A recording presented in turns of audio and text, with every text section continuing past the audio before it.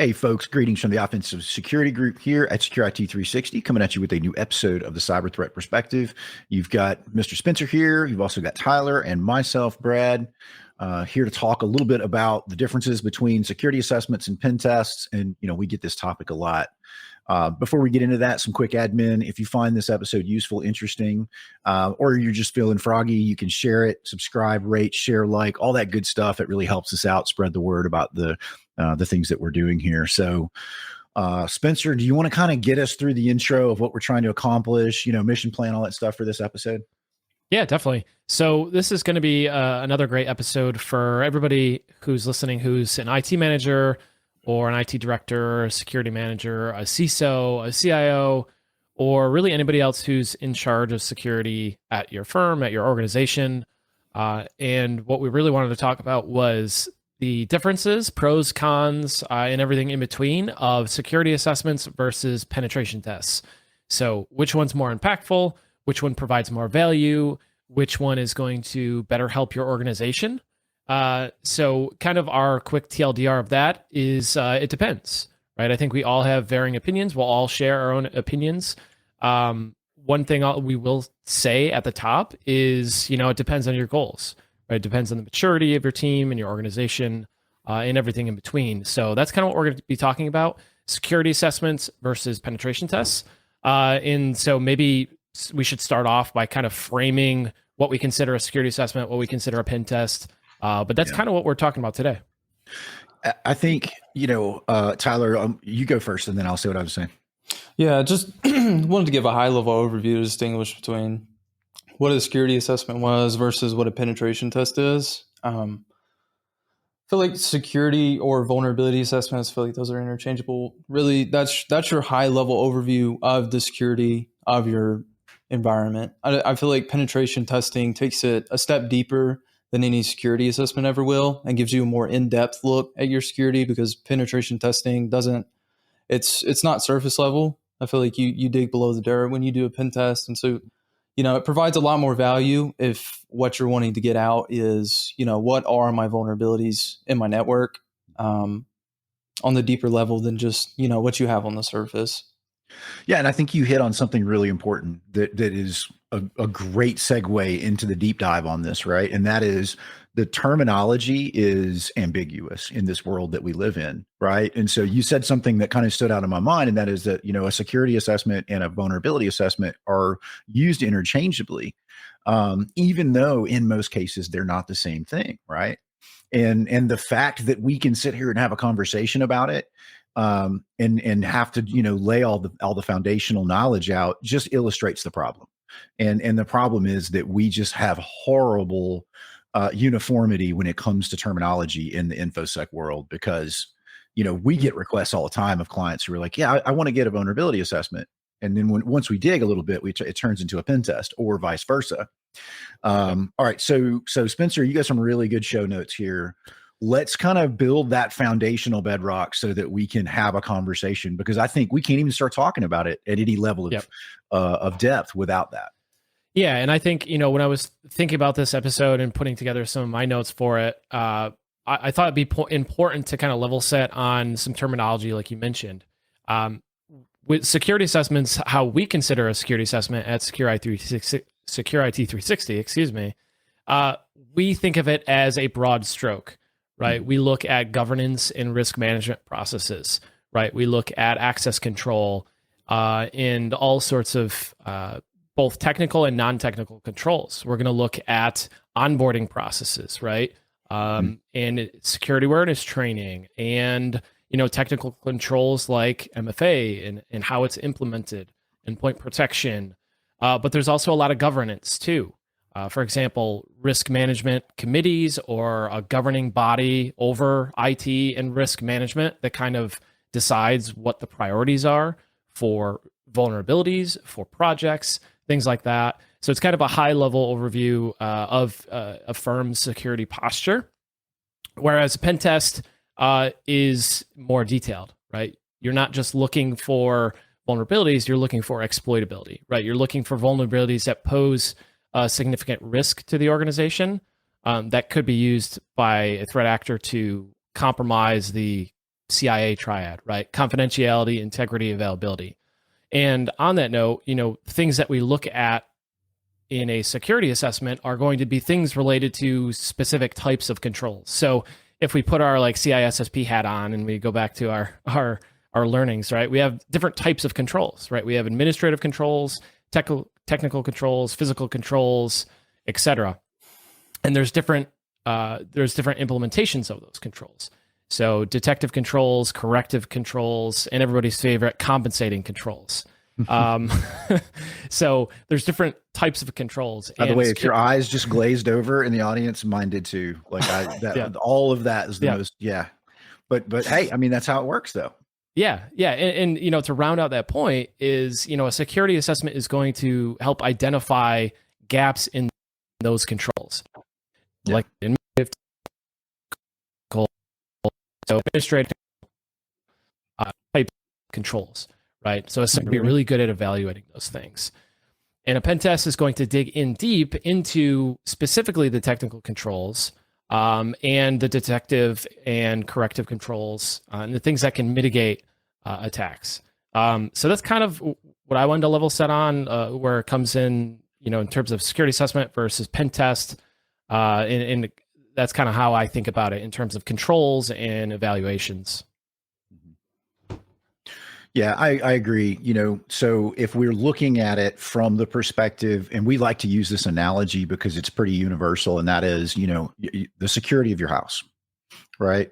Is if we're doing a security assessment, the way that we would approach that from your home perspective is we would pull out a clipboard and we would say, do you have locks on your windows? Do you have locks on your doors? Right? When you go to bed at night, you set your alarm. Those type of things. Do you have motion detectors? Do you have, surveillance cameras? Do you have claymores? Whatever that is, that you have implemented. Yeah. That you have implemented into your, but at the end of the day, right, it's kind of a trust and somewhat verify from a process perspective, right? Yep. I don't want to say high level because depending on, you can go pretty deep with a security assessment. Yep. But it is a very wide breadth of information that touches on a number of different things. Yep. By contrast, a pen test would be me actually walking up to your door and checking to make sure that it's locked after you go to bed. Or it would be me, throwing a brick through the window and see if it sets off a glass break alarm, right? But the point is that we're actually going to test the implementation of a control or controls during a penetration test. So at least in my mind, and everybody feels differently about this stuff, but they are dramatically different things. And as, kind of a downstream derivative of that, one can't be better than the other because they live in different places, right? And in some ways, they rely on each other to maximize their effectiveness, from a overall cyber program perspective. So anyway, I just said a whole bunch of stuff, but hopefully that makes sense. Yeah, definitely. And I'll echo that in that, usually when we're doing a security assessment, like what we do is a lot of times a customer will want an assessment against a framework. So something like the NIST CSF or NIST 171 or the CIS framework, right? Or some other framework, right? PCI. They might want an assessment against that framework to ensure that they're either meeting the requirement or exceeding it, to identify where there are gaps in those programs, deficiencies, so that they can become in compliant with those requirements and those regulations. So a lot of times a security assessment too is a compliance driven event against a framework, more like a gap assessment to see where we're weak. Whereas pen test is not necessarily against the framework. While there are regulations that require pen tests, frameworks, they're not necessarily against a framework or a requirement, right? So it's different in that regard as well. And to your point, Brad, a security assessment is not going to be a specific testing of those controls, other than people controls, right? Process controls are very heavily reviewed in a security assessment.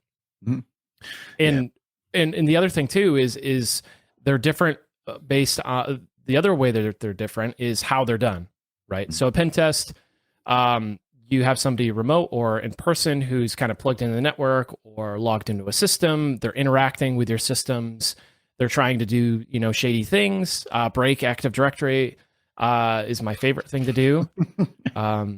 And in a security assessment, it's very, at least how we do it, it's very conversational, right? It's an interview. It's tell me about this. How does this work? And you kind of dig into the bits and pieces of it.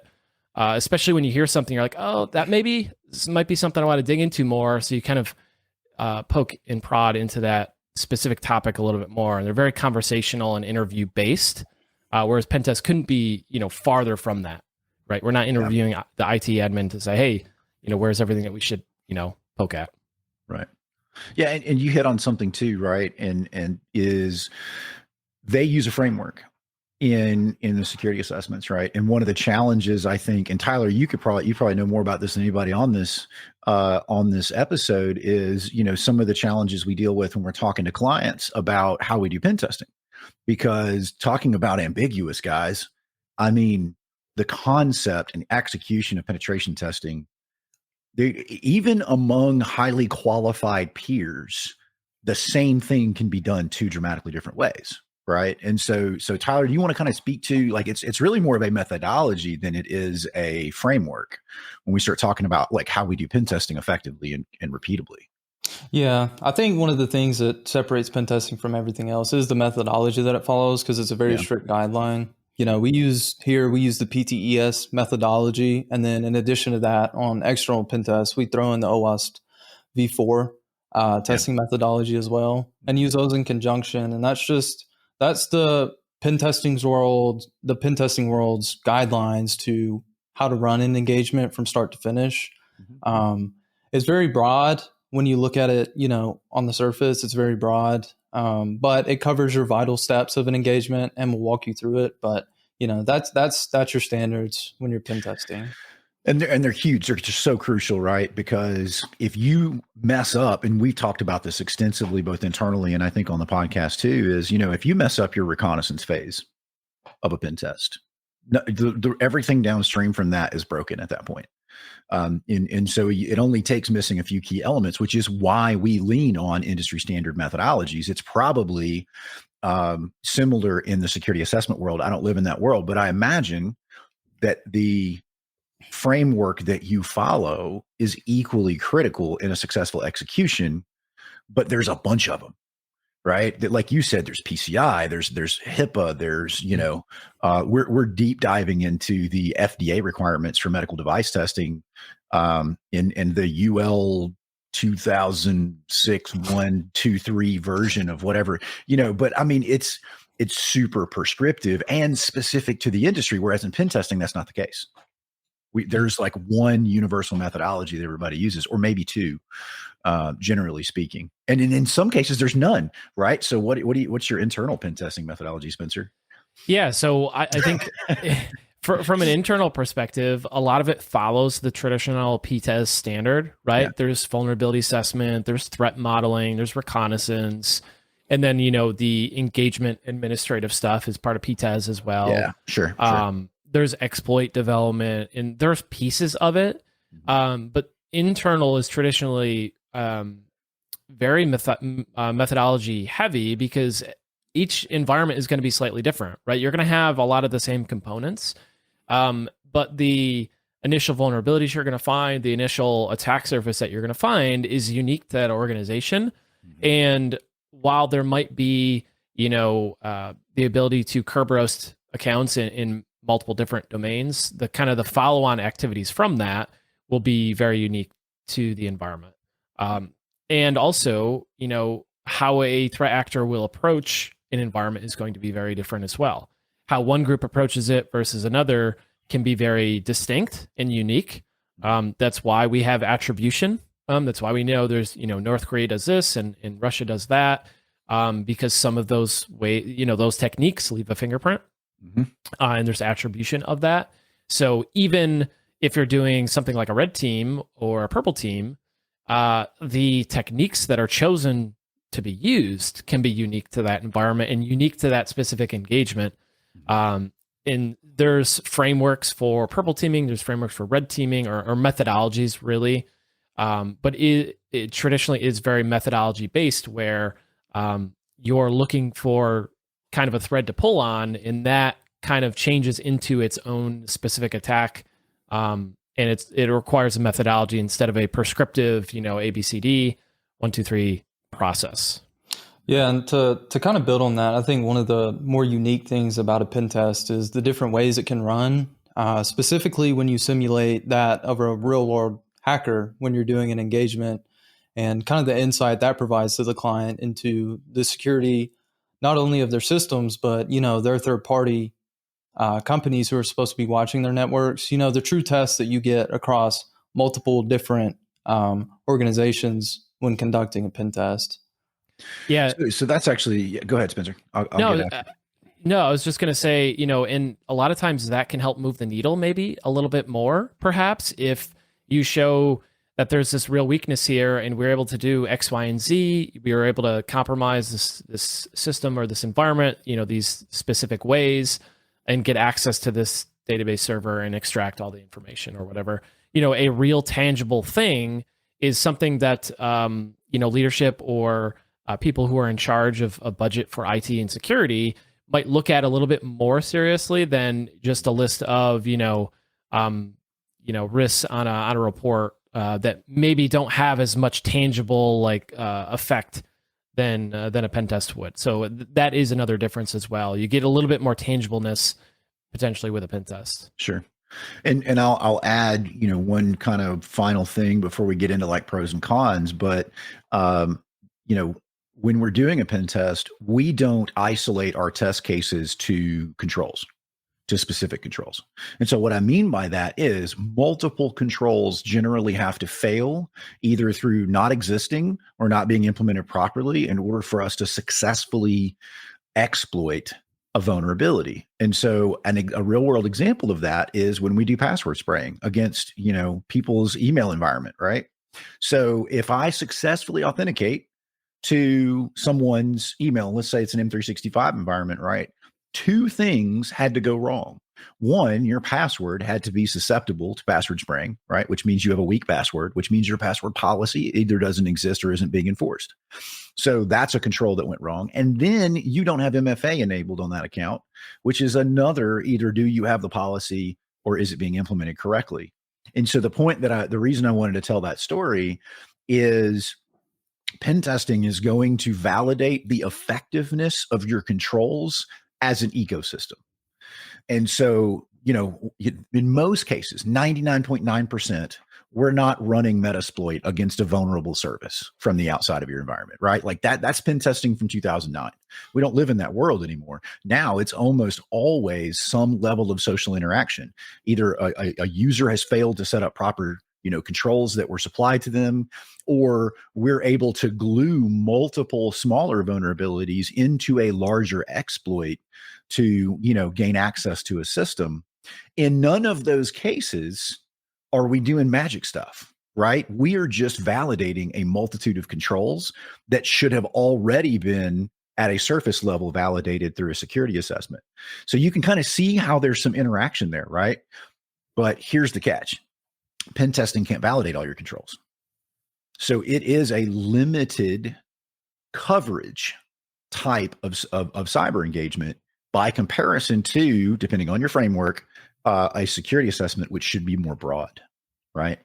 So so that's just kind of another compare and contrast. They're just so different. Yeah, I think one way I'd sum it up is the security assessment. When I think of that, I think an inch deep, a mile wide. Agreed. Versus a pen test, a mile deep, an inch wide. Mm-hmm. I think that's a great way to look at it. I completely agree with that. All right. So pros and cons. And then I want to tell you which one I think is better at the end. Yeah. And, the other difference too is likely going to be how the findings are ranked or prioritized, perhaps. Would we do a security assessment or a 360 assessment, which is our full-blown firm-wide assessment? We look at HR and governance and risk, and we look at data protection and endpoint protection, access control, and asset management, and patching, all that stuff. The whole kit, the entire security program, top to front. That's our 360 assessment.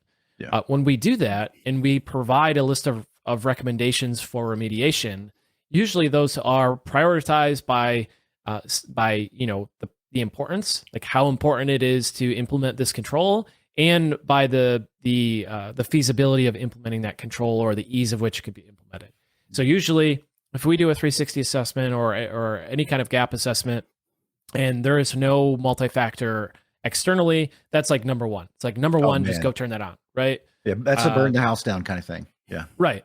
And that's kind of to give you a sense of where we put stuff. Whereas something like establishing a risk management committee is like not an easy thing to do. It's a program level initiative. It takes input from a lot of different people. There's process involved. It's not just something you go, I want a risk management committee and just like turn it on like you can MFA.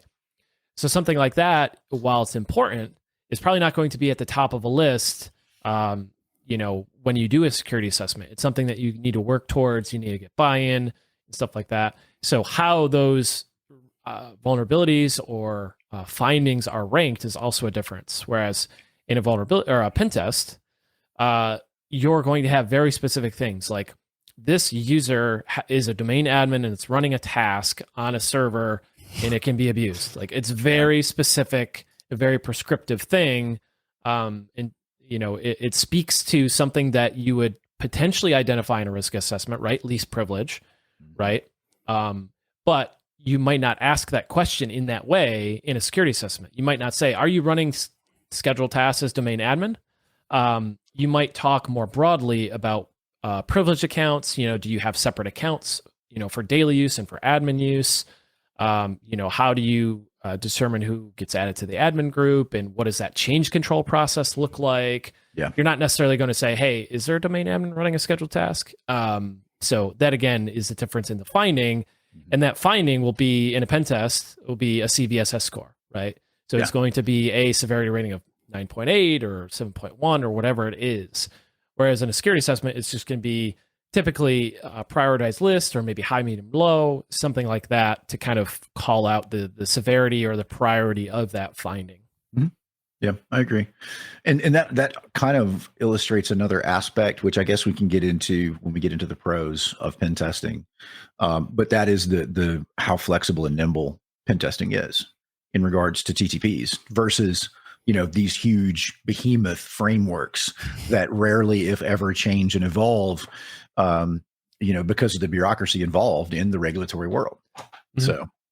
Yeah, like PCI for the longest time at a minimum of 7-character password requirement, right?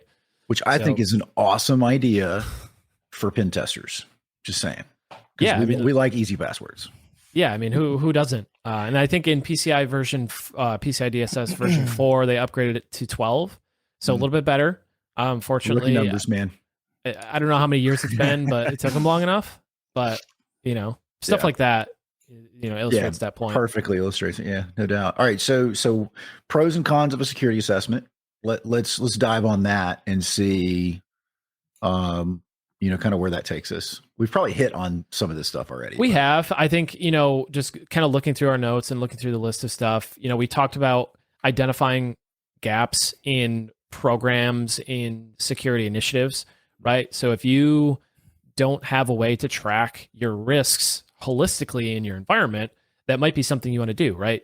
People typically use a risk register, right, for their high level risk categorization, risk management, right? So maybe the MFA example is I don't have MFA. Maybe that's something I should do. Now I don't know if that necessarily would fit on a risk register because I would just go do it like right now. So if you don't have that, but that kind of speaks to the point, of identifying vulnerabilities, putting them in a risk register, kind of confirming compliance against frameworks.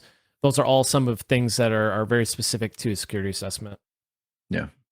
Yeah. And I think, another pro to a security assessment is if you want to get a general picture of where you stand from a maturity perspective in your cyber program, it's a better tool. It's a better tool for that. If you want to figure out where to prioritize funding, and identify like overall weaknesses in individual programs within your cyber program, security assessment's good.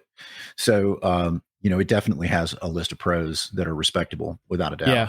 I would say a skilled assessor can kind of go into a security assessment and within the first few minutes kind of gauge where an organization's at based on how they're answering, the interview questions and how they're engaging in dialogue and discussing their environment pretty quickly. Yeah. And I would say, ask yourself, do I have a risk register and how good is my vulnerability management program? And if you don't have good answers for those, you need a security assessment, right? That could just be a quick, easy way for you to be like, nah, I think I'm okay. Yeah. So, because do we want to go into the cons of kind of the opposite of that? Yeah, let's do it. So the opposite of that is, with a security assessment, it kind of depends on the honesty and transparency of, the interviewees, right? How forthcoming they are in kind of giving the information that the assessor needs to kind of do a good, thorough, and honest evaluation. There's a lot of time involved. There's time to coordinate meetings and get people in meetings and talk to them and evaluate and create reports and all that. And, a lot of the remediations, like I mentioned, can be bigger initiatives. So vulnerability management program is not super simple to turn up, right? It takes a lot of time and investment, might require investment in third-party software, right? To patch software, to patch products and operating systems. So there is a significant time investment and resource investment in its own right. Right. Yeah, I agree with that. But yeah, I mean, the biggest takeaway for me on that is, and I'll add just one more thing to it, is your security controls may not work the way you think they work. And so even though you're getting the big green checkbox on my password policy, we've seen, Spencer, you and I've seen on internal stuff before where there were two policies and one of them was weaker than the other. And the weaker one was actually being applied across the domain. And they had this like super good password policy, but it was like applied to an MTOU or something. And so, or it was applied in a way that it was, overridden by a weaker policy. So, or another example of that too, is you have a password policy that says we use passphrases, that every password has to be 20 characters or more.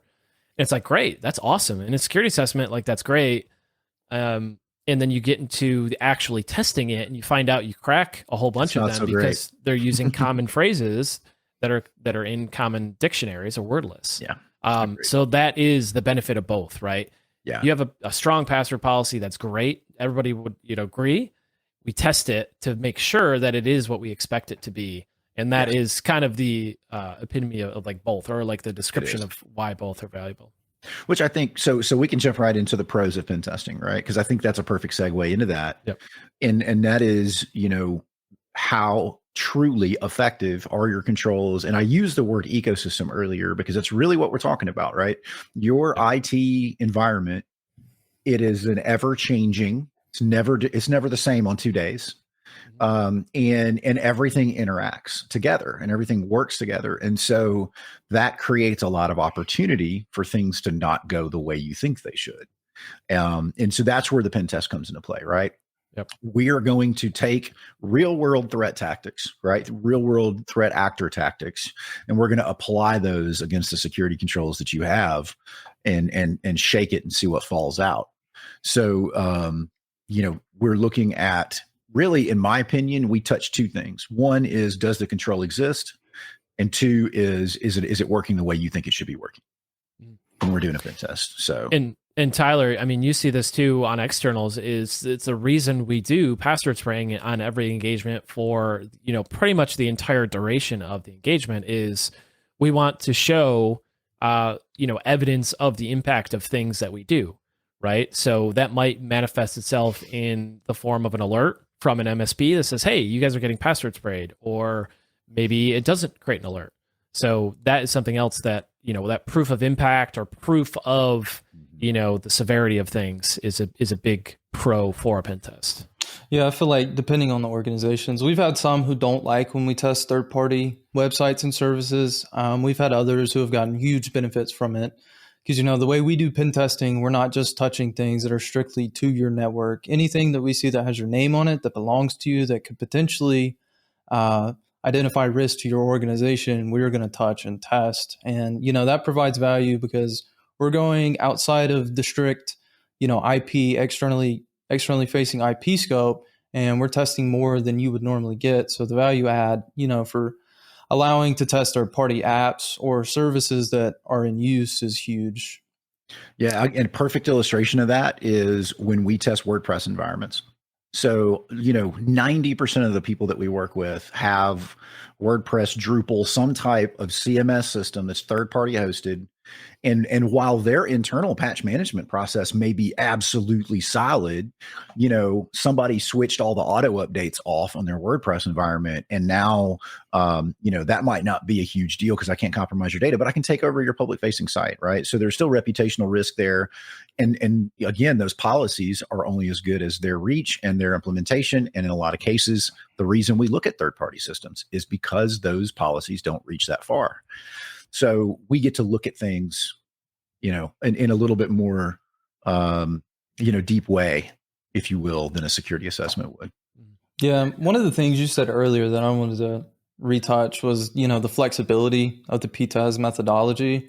I feel like that can also be a con as well, as much as it is a pro, because, depending on your Pentest organization, if they don't put as much time into their recon, and they put a whole lot of effort and time in their exploit phase, and they're not getting the critical assets that they need to get during that reconnaissance phase, you're not going to get a good engagement because they didn't touch everything that you had.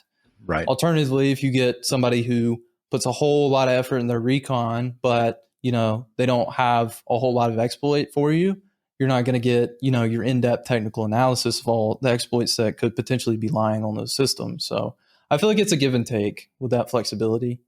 It is. And that, where we talked about in a security assessment, we talked about it relying on honesty and transparency, whereas a pen test relies on the skill of the individual doing the work. And another good reason, by the way, to make sure your pen testers are qualified, certified, doing the things that they should, and that they're, skilled human beings. But yeah, you're absolutely right. It is a limitation of pen testing that you generally have a single pen tester on an engagement. Sometimes we'll have 2 or 3, depending on how many different things are involved. But their skill level is going to dictate the quality of the work that you get. They're also a little bit hamstrung, right? Meaning that we have moral and ethical guidelines that we have to abide by. And in most cases, there are things that are out of scope, right? And so, the joke that I always like to tell clients when they come to us and they're like, we want the gloves off, come at us with everything you've got. And I'm like, okay, dude, but I'm not going to kidnap your IT guy's wife. Right. So to some degree, the gloves are always on. And so, we are always limited, whereas the bad guys aren't. So there is that is a con, I think, of pen testing, is that we're acting like a bad guy, but we kind of have to keep that, reined in a little bit. So moral of the story is both. Get both. Am I right? Yeah, I mean, I think we're biased. We do do these both. things. We So offer it's kind that. of like, yeah. But that being said, my personal take is they are very different in their approach. They're very different in their results. Mm-hmm. And both are required for a comprehensive analysis of an environment of a security program. Yeah. Right. You need administrative controls, technical controls. You need physical controls. That's why you don't just lock your doors. You have alarm systems, right? So I think it takes a combined approach, and that's why I would say do both. And if for nothing else, compliance says you need a risk assessment, you need a pen test. So for compliance reasons, it's also very, very much a requirement. So if you had to pick one, Spencer, and you could only do one, which one would you do? Oh man, that's a tough decision. I think with the right assessor, or with the right experienced assessor, I would probably go for the security assessment first as my first choice. Mm-hmm. Because they can kind of identify things based on somebody's response or based on the information they're provided, and somebody that has experience in those technologies or the stuff that they're assessing can probably dig deep enough to bring to surface a lot of those flaws. Mm-hmm. So even though I'm a pen tester and I love hacking on stuff, I'd probably say security assessment. Sounds like you've done a few security assessments yourself. Right. Yeah. All right, Tyler. Yeah. So what would you pick? Security assessment or pen test? If you only get one. Yeah. I'm biased. Pentest. Yeah, that's fair. So I'm going to pick security assessment, right? Even though pen testing is my love and my passion. And here's why. In my humble opinion, a pen test is a validation of controls that are established through a proper security assessment. And so you cannot have a pen test that is meaningful without having first had a security assessment. So I think if you had to pick one, I would go with a security assessment, but man, just get both. Seriously. Yeah. I mean, I was just going to say that, like, we're by no means saying don't do a pen test. Of course not. Yeah. I mean, we everybody needs to get a pen test, but honestly, if you want to get a tremendous amount of value out of it, having that security assessment gives you a baseline of understanding of where you are, and then the controls can be tested technically by using pen testing. So, I think. And by the way, one last thing is, if you're new to an organization, right, you come in, you're the IT manager or you're the security manager and you're new to the environment, go through a security assessment, figure out what all those skeletons are, fix a lot of that stuff, improve the processes, then do a pen test, fix that stuff. In 12, 24 months, when you've gone through those remediations, you're going to look very different and you're going to be very, very much more secure and have a better security posture after that. 100% agree. All right, folks, that's all we have time for today. If you enjoyed this episode, please share it with your friends. That's the best way to help us out. And come and check us out over at offsec.blog, where we'll be posting this episode and others. And we'll see you guys next week.